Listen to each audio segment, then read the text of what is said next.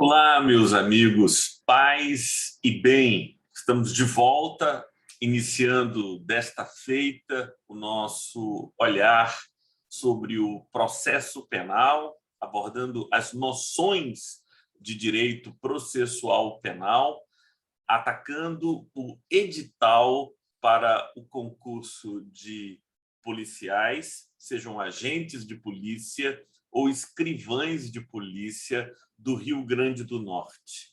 Então, nós vamos, em 3 ou 4 aulas, abordar os principais tópicos do edital. A nossa ideia é cobrir todo o edital e nós vamos começar falando sobre a intersecção entre a Constituição Federal e os dispositivos nela que regem o processo penal brasileiro. Então, vamos dar uma olhada lá na Constituição Federal. Então, a gente começa pelo artigo 5º dos direitos e das garantias fundamentais, e o primeiro que vai tratar do tema do processo penal. Outros tantos falaram sobre o direito penal, e há um vídeo aqui que gravamos especificamente tratando sobre o direito penal. Mas olha que interessante, inciso 53, ninguém será processado nem sentenciado senão pela autoridade competente. Essa questão da autoridade competente é muito importante, porque a gente vai definir como autoridade competente aquela autoridade que a própria lei estabelece como tendo jurisdição sobre determinada matéria. A jurisdição é una, mas ela está espalhada por todo o país. E é importante que nós, até mesmo seguindo um dispositivo constitucional, não tenhamos juízos ou tribunais de exceção. Um juízo ou tribunal de exceção é aquele que é criado para julgar um fato pretérito. Ou seja, eu já sei quem aconteceu e eu escolho os juízes que julgarão aquele fato. Para evitar isso, o que nós temos é a distribuição da competência. A competência é o poder-dever de jurisdizer, no caso concreto, aquela situação. E as regras que distribuem a competência estão tanto na Constituição Federal como no Código de Processo Penal. E a garantia é que você não será submetido a um juízo ou tribunal de exceção, porque é a autoridade competente que vai julgar e sentenciar todos os fatos. O inciso 54 diz: ninguém será privado da liberdade ou de seus bens sem o devido processo legal. Sem o devido processo legal, outro instituto importantíssimo. O que é o devido processo legal? É justamente o processo definido em lei a que todo o cidadão será submetido. Então, nós temos oferecimento da denúncia, recebimento da denúncia, citação do réu para ver se processar, a oportunidade do réu fazer a resposta à acusação, o juiz avalia essa resposta à acusação e vê se há ou não possibilidade de absolvição sumária. Não havendo possibilidade de absolvição sumária, teremos audiência de instrução e julgamento. Feita a audiência de instrução e julgamento, ela será terminada pelas alegações finais da parte, e na audiência de instrução e julgamento serão ouvidos não apenas as testemunhas, mas antes de todos a vítima, se estiver presente. Vamos ouvir também as testemunhas de ambas as partes, o interrogatório do acusado, para então termos as alegações finais orais ou por memoriais, e só depois disso, de garantido o contraditório e a ampla defesa, o juiz prolatará a sentença. Esse processo, tal qual eu expliquei a vocês, olhando para o rito comum ordinário, está previsto previamente no Código de Processo Penal. Esse é o devido processo legal. Em todas as áreas da vida, quer na área trabalhista, quer na área administrativa, quer na área civil ou criminal, existe o devido processo legal. E esses bens tão importantes, bens jurídicos tão importantes, como o bem jurídico da liberdade, que praticamente só o direito penal pode atacar, né? A única exceção de prisão que não tem a ver com o direito penal é o inadimplemento de pensão alimentícia, né? O inadimplemento voluntário e inexcusável da pensão alimentícia.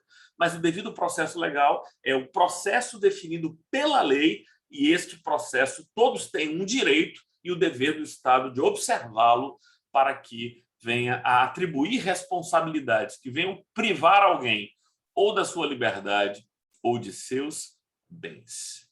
Inciso de número 55, aos litigantes em processo judicial ou administrativo e aos acusados em geral serão assegurados o contraditório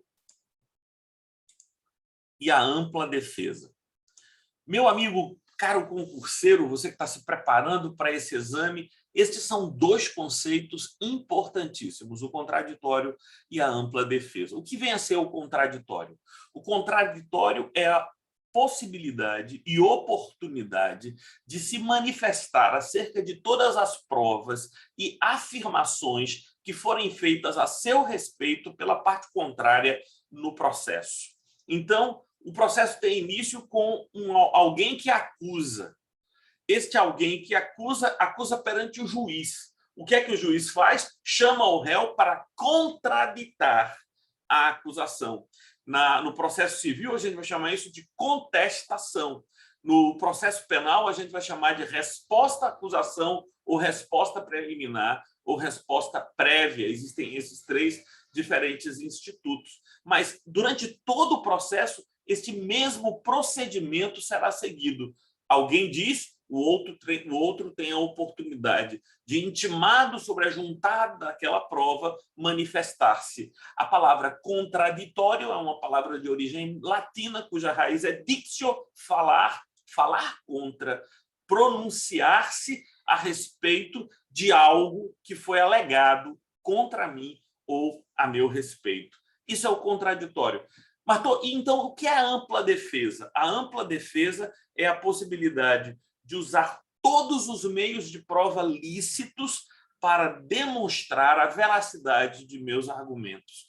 A ampla defesa está apontando, obviamente, para a figura do réu. Então, o réu terá acesso a todos os elementos probatórios lícitos para demonstrar a veracidade de sua inocência ou para rebater as acusações que estão sendo feitas contra eles. Importantes institutos, os institutos do contraditório e da ampla defesa.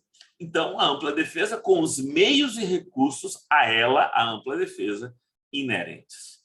São inadmissíveis no processo as provas obtidas por meios ilícitos. Por exemplo, uma interceptação telefônica sem autorização judicial, ou mesmo com autorização judicial, mas como primeiro instrumento de investigação, aqui está marcada a ilegalidade. Por exemplo, um indivíduo que entrou na casa de alguém para encontrar as provas lá dentro sem o devido mandado de busca e apreensão. Ora, essa é a prova obtida por meios ilícitos. Ela não pode ser conhecida pelo juiz, deve ser desentranhada dos autos. Então, para você que está fazendo um concurso para escrivão de polícia, para agente de polícia, perceba que há uma vedação constitucional para que apreciemos provas ilícitas no processo. Se isso é verdade no processo, também o é na fase investigativa, no inquérito policial. Inciso de número 57, ninguém será considerado culpado até o trânsito em julgado de sentença penal condenatória. Eu demorei muito para entender o que a palavra, a expressão trânsito em julgado significa.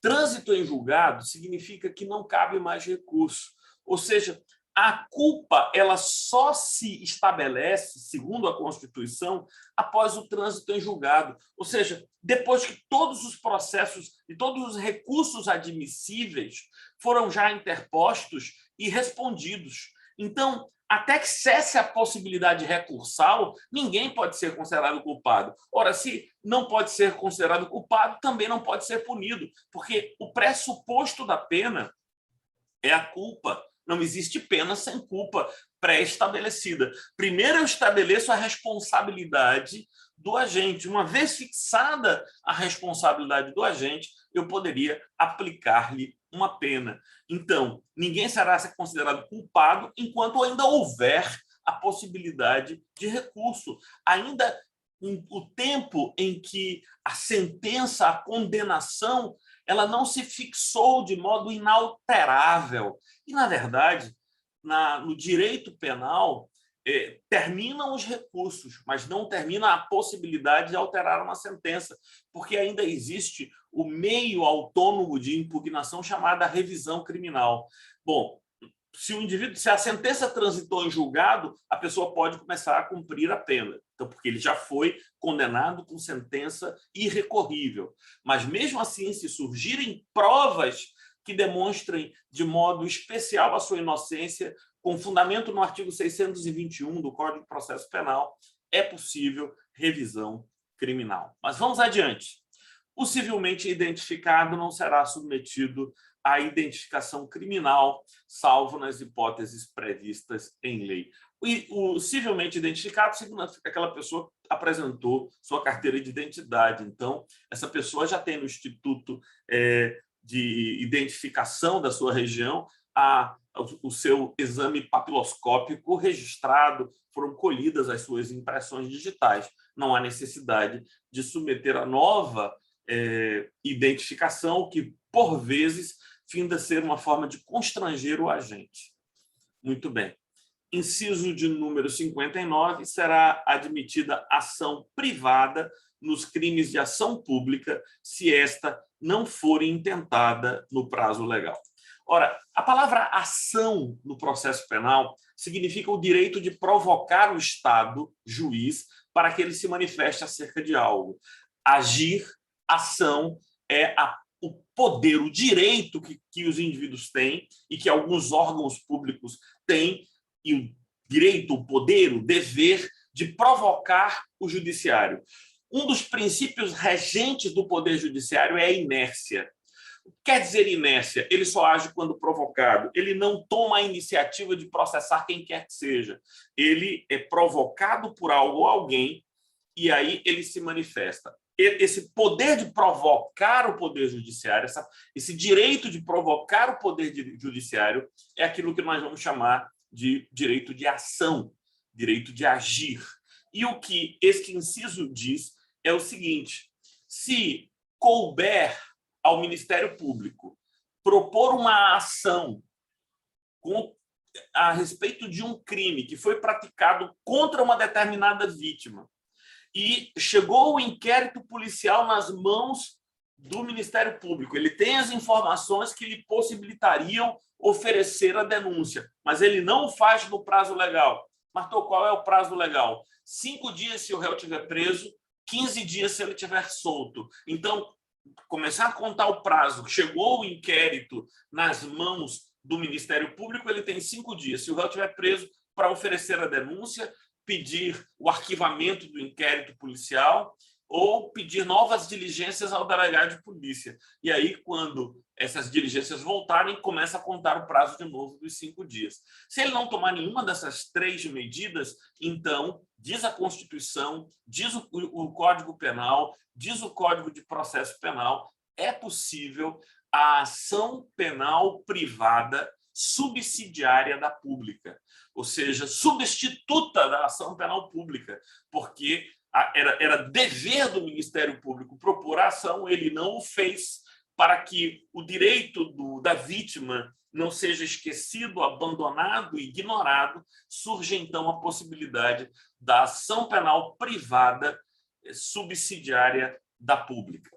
Então, agora, o inciso 55, a lei só poderá restringir a publicidade de atos processuais quando a defesa da intimidade ou interesse social o exigirem. Então, em regra, o processo é público, mas, às vezes, envolve, por exemplo, uma menor que foi violentada e é melhor para a vida da menor que este fato não seja exposto publicamente. Então, disse que o processo corre em segredo de justiça. Então, somente os interessados e seus representantes legais, seus advogados, terão acesso aos autos. O processo não é público nestes casos. Fora esta situação, todo o processo é público. É por isso que você acessa lá o site do TJPE e você coloca o nome completo de alguém e você vê toda a movimentação, vê se tem processos contra ele ou não. Você tem toda a informação, porque os processos são públicos. E assim a gente pode conhecer o que andam fazendo as pessoas. Inciso 56. Ninguém será preso senão em flagrante delito ou por ordem escrita e fundamentada da autoridade judiciária competente, salvo nos casos de transgressão militar ou crime propriamente militar definidos em lei. Aqui, nesse finalzinho, está falando daquelas prisões que são feitas, prisões disciplinares, que são feitas nos quartéis, tá? O cara chegou atrasado, não lustrou a bota, sei lá, acaba recebendo uma prisão disciplinar. Fora estes casos, para que alguém seja preso, há duas hipóteses. Ou ele foi encontrado em flagrante delito, preso em flagrante delito. A palavra flagrante vem de flagrou, significa aquilo que está queimando, aquilo que está ardendo. Então, é o momento do crime, é o momento da execução do crime. Ou logo após esse momento, o indivíduo foi perseguido ininterruptamente ou foi encontrado com objetos que fazem pressupor ser ele o autor do crime. Ou a pessoa é presa em flagrante, e qualquer pessoa pode prender em flagrante, mas a autoridade policial e seus agentes têm um dever de prender, desde que isso seja execuível, não se exigirá o ato heróico de ninguém. Guarda essa frase aí, pode escrever, cair em alguma prova. A ninguém se exigirá o ato heróico. Ou seja, você está lá com uma pistola na mão e sai dentro de um banco 15 homens armados de escopeta, colete à prova de balas, e você está com a sua pistola, você vai prender aqueles indivíduos e dizer: esteja preso, é isso? Não, ou seja, de ninguém será exigido o ato heróico, mas em condições normais, sendo isso possível e legítimo, deve a autoridade policial e seus agentes prenderem quem se achar em flagrante delito. A palavra dever significa que, se você não fizer o que deve, você comete um crime de prevaricação. Mas as pessoas, elas têm a faculdade de prender ou não prender aquele ser que está em flagrante delito. A outra possibilidade para a prisão, para o cerceamento da liberdade, é que o indivíduo tenha contra si um mandado de prisão, ou seja, uma autoridade judiciária competente expediu um mandado de prisão com fundamento em análises probatórias que chegaram até ele, quer seja pelo inquérito policial, quer seja pela própria ação penal. Lembra-se que essa prisão, se ela se dar de modo cautelar, ela é uma prisão preventiva, uma prisão temporária, ela tem que ser demandada pelo delegado de polícia, requerida pelo delegado de polícia ou pelo Ministério Público. Não existe mais a possibilidade, desde a Lei 13.964 de 2019, conhecida como pacote anticrimes, a possibilidade de, durante a ação penal, de ofício, o juiz decretar a prisão. Ele também não poderia, durante a audiência de custódia, que está também regulada no Código de Processo Penal, dizer: olha, eu entendo que ele deve ser preso, sem que o Ministério Público tenha pedido a sua prisão preventiva. Muito bem, inciso 62,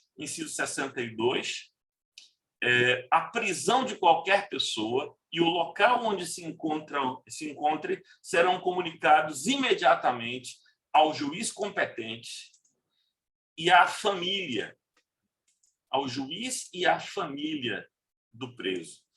O objetivo aqui é impedir que se faça o que se fazia muito durante a ditadura militar, que era o indivíduo simplesmente desaparecia, ninguém sabia onde ele estava. Ele era preso pelo DOI-CODE e ninguém sabia. Às vezes, o indivíduo era preso num bairro e deixado no outro bairro para que a família não pudesse encontrar. Aqui, a Constituição de 1988 e muitos dos legisladores foram vítimas das atrocidades praticadas pelo Estado durante a ditadura militar, coloca uma barreira. A Constituição é fundamentalmente isso, é um instrumento de resistência ao Leviatã.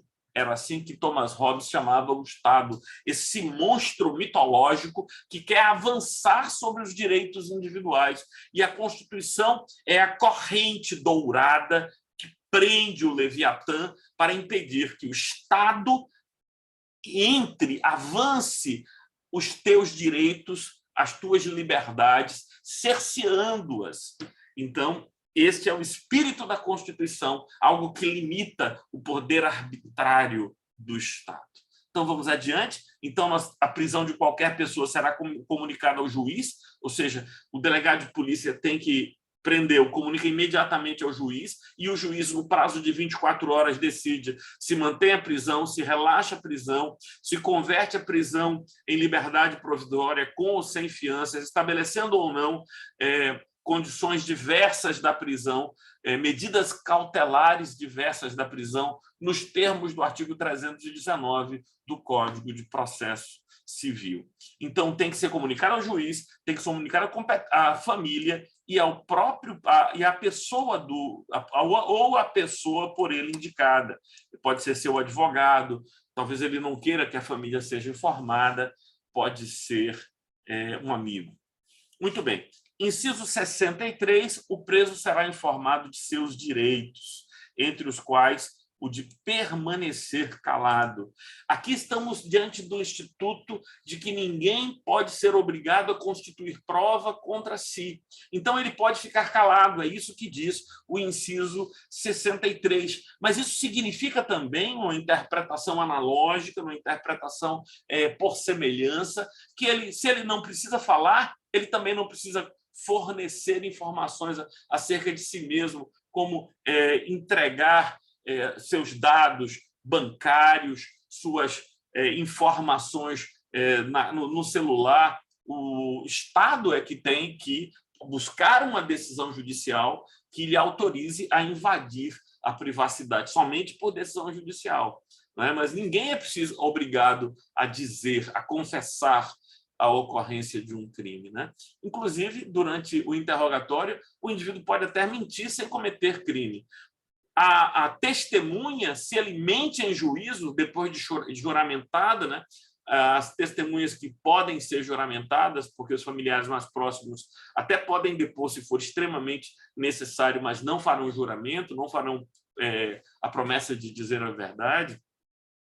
Então, se o indivíduo é testemunha juramentada e ela mente durante o seu depoimento, ela comete o crime de perjúrio, né? Ela mente em juízo, ela comete o crime, mas o interrogado não. Ele diz, não fui eu. Se ele fosse obrigado a dizer a verdade, fosse crime mentir, o interrogado fosse punido por mentir, a confissão seria obrigatória e não espontânea, como efetivamente deve ser quando ela acontecer.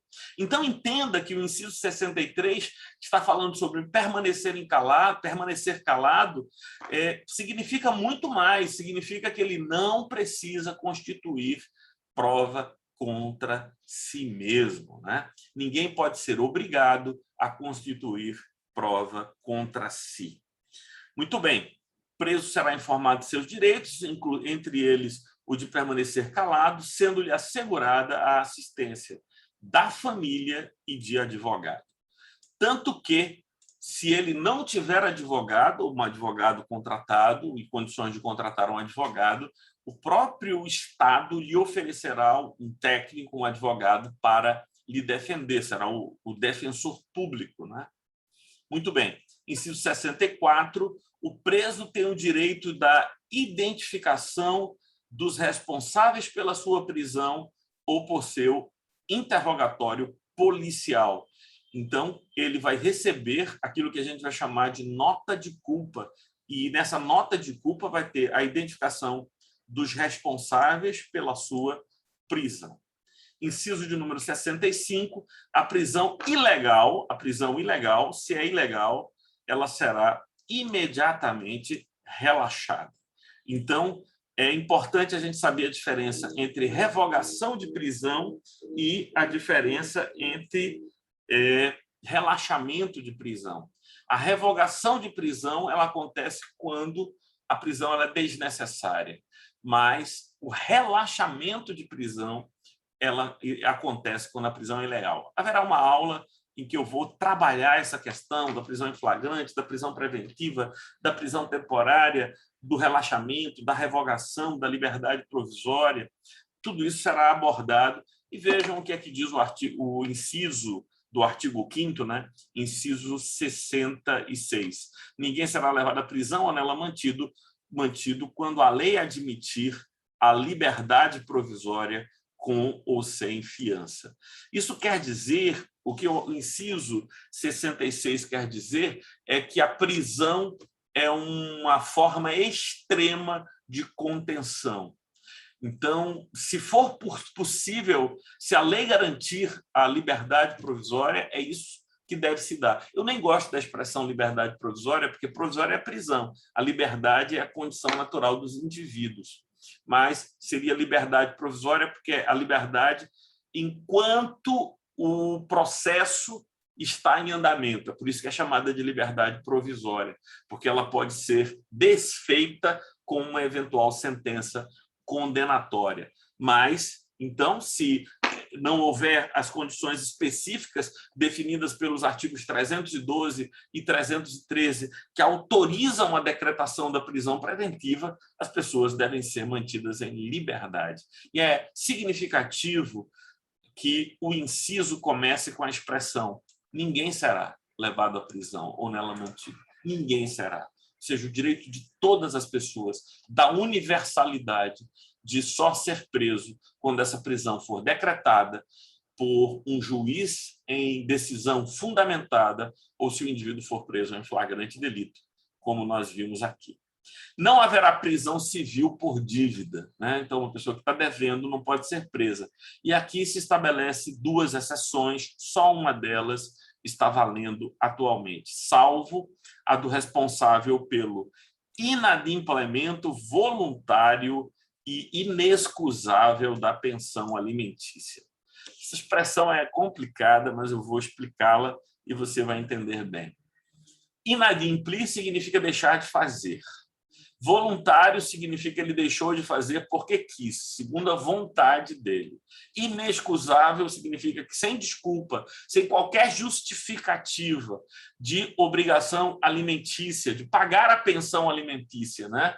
Aquele valor que é pago para sustentar os filhos ou a esposa que não trabalha, a ex-esposa que não trabalha. Então, ninguém será preso, e aí estabelece duas exceções: aquele que, porque quis e sem qualquer justificativa, deixou de dar, de entregar a pensão alimentícia, e a segunda hipótese é o depositário infiel. O que é um depositário infiel?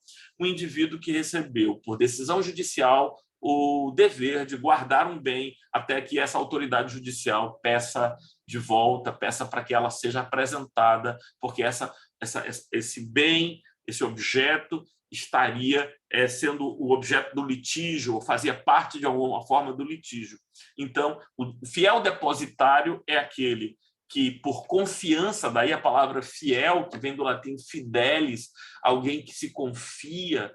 Então, fiel depositário é depositário porque ele recebe em depósito o bem por decisão judicial por um tempo, até que o juiz precise de novo, então ele requer que o apresente. Se ele for chamado pelo juiz para apresentar o bem que estava sob seus cuidados e diz, olha, perdi, não sei, não tenho, gastei, comi, então ele é o depositário infiel, não fiel, né? E assim esse poderia ser preso. A Constituição prevê isso, mas esse dispositivo entrou em antinomia, em conflito, em colisão de normas com o que estabelece o Tratado de San José da Costa Rica, que é um tratado sobre direitos humanos, né?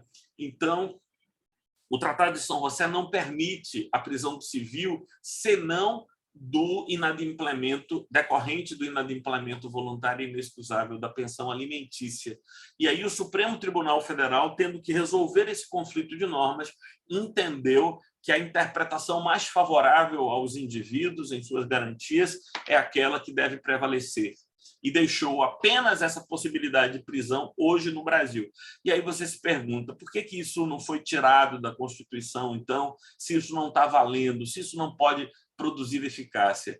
Ora, o Supremo Tribunal Federal não tem poderes para revogar um dispositivo constitucional. O que o Supremo Tribunal faz e pode fazer é suspender-lhe a eficácia, de tal modo que ela não pode mais produzir efeitos no mundo, mas só quem pode fazer uma revogação de uma norma julgada inconstitucional é o Supremo Tribunal Federal. E aí você levanta a questão, mas uma norma da própria Constituição, inclusive do texto originário da Constituição, poderia ser julgada inconstitucional? Tem toda uma controvérsia sobre isso e que eu não quero me adentrar aqui. Mas, sim, é de fato possível a alteração da norma, desde que essa norma tenha por objetivo ampliar direitos fundamentais. Então, as pessoas dizem que cláusula pétrea é aquela que não pode ser mudada. Isso não é verdade. O artigo 5º inteiro é cláusula pétrea. Ele pode ser mudado? Pode, desde que tal mudança amplie direitos e não reduza direitos. Quando uma pessoa... Quando a Constituição diz que as pessoas não devem ser presas, mesmo o depositário infiel, esta mudança amplia direitos, não restringe direitos. Ou seja, o direito à liberdade se tornou mais vigoroso, mais amplo. Inciso de número 68, conceder-se-á habeas corpus. A expressão habeas corpus, mais uma vez, é uma expressão latina, que significa libere, solte o corpo, solte a pessoa. É, portanto, um remédio constitucional que tem por objetivo garantir a liberdade ambulatorial, o direito de ir e vir. Conceder-se-á habeas corpus sempre que alguém sofrer habeas corpus repressivo, o cara já sofreu um ato ilegal restringindo a sua liberdade, então põe em liberdade o cara, sofrer ou se achar ameaçado de sofrer. Aqui é o habeas corpus preventivo, então ele se acha ameaçado de sofrer e preventivamente o juiz ou o tribunal já expede um salvo-conduto para impedir que ele venha a ser preso como o exercício de uma violência estatal, né? Violência ou coação em sua liberdade de colação por ilegalidade ou abuso do poder. Esse poder aqui é um poder estatal, não é um poder qualquer. É o poder exercido pelo Estado ou por seus representantes, suas autarquias, né? E aqui, e eu vou terminar aqui com o inciso de número 69, o inciso de número 69, conceder-se-á mandado de segurança. Cuidado para não escrever ou dizer mandato, é mandado. Mandato, quem tem é prefeito, é vereador, são os políticos. Os políticos têm mandado. O que o oficial de justiça executa é um mandado de busca e apreensão. Você tem aqui um mandado de segurança. Então, conceder-se-á mandado de segurança para proteger direito líquido e certo.